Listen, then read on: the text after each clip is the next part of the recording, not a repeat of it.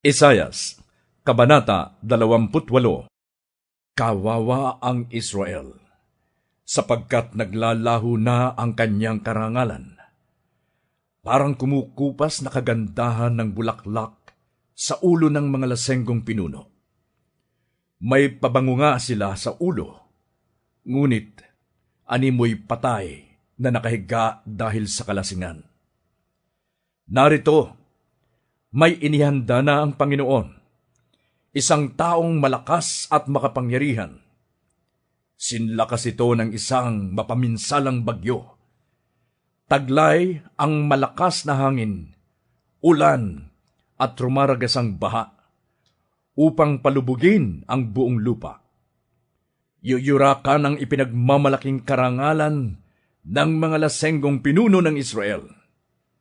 Mabilis ang pagkawala ng kanyang nagniningning na kagandahan, tulad ng pagkaubos ng mga unang bunga ng igos, na agad kinukuha at kinakain kapag nainog.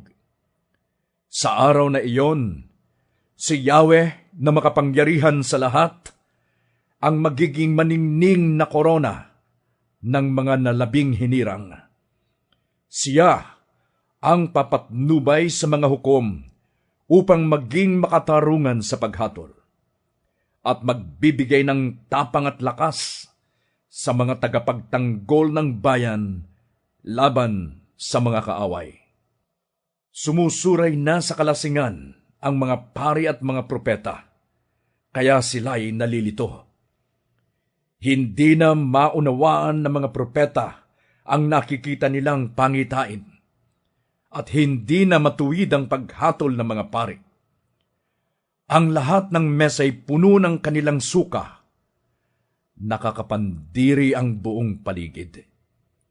Ganito ang sinasabi nila laban sa akin. Ano kaya ang palagay ng taong ito sa atin? Sino bang nais niyang turuan at pagpaliwanagan? Ang sinabi niya'y para lamang sa mga batang musmos na nangangailangan pa ng gatas. Sinong makikinig sa kanyang pamamaraan?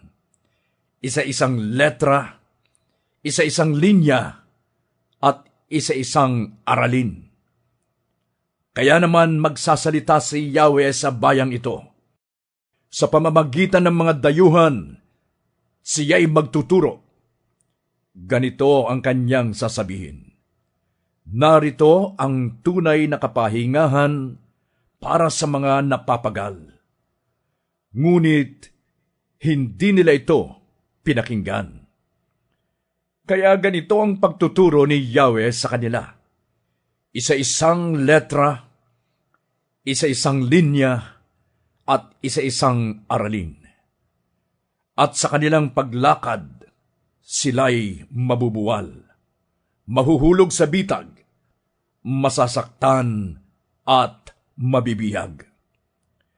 Kaya't ngayon ay dinggin ninyo si Yahweh, kayong mga walang galang na pinuno na namamahala sa lungsod ng Jerusalem, sapagkat sinabi ninyo, nakipagkasundo na kami sa kamatayan, gayon din sa daigdig ng mga patay.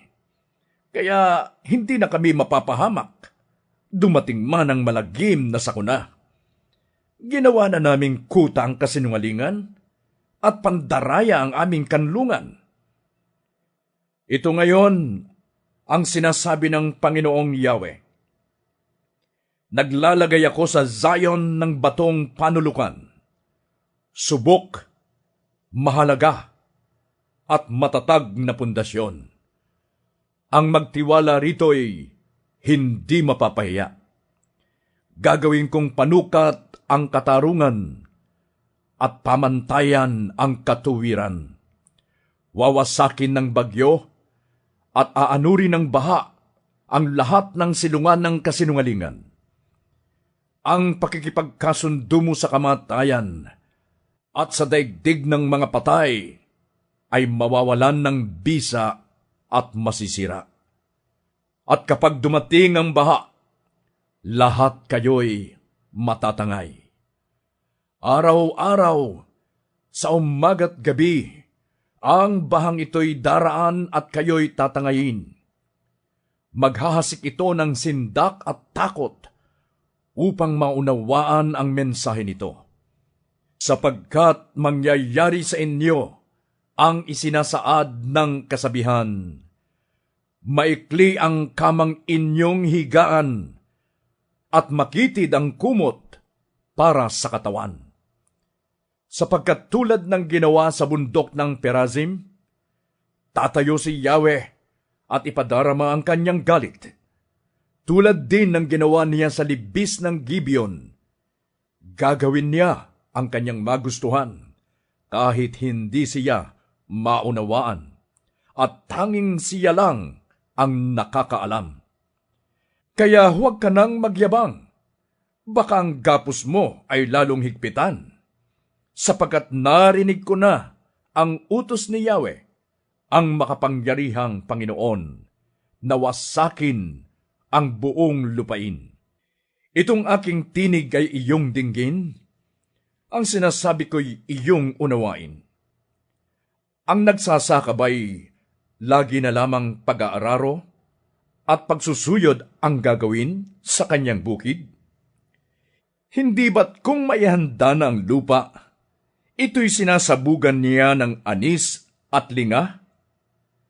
Hindi ba tinatamnan niya ito ng trigot sibada, at sa mga gilid naman ay espelta? Iyan ang tamang gawain na itinuro ng Diyos sa tao. Ang anis at linga ay hindi ginagamitan ng gulong o mabigat na panggiik. Banayad lamang itong nililiglig o pinapalo. Dinudurog ba ang butil na ginagawang tinapay? Hindi ito ginigiik ng walang tigil. Pinararaanan ito sa hinihilang kariton, ngunit hindi pinupulbos.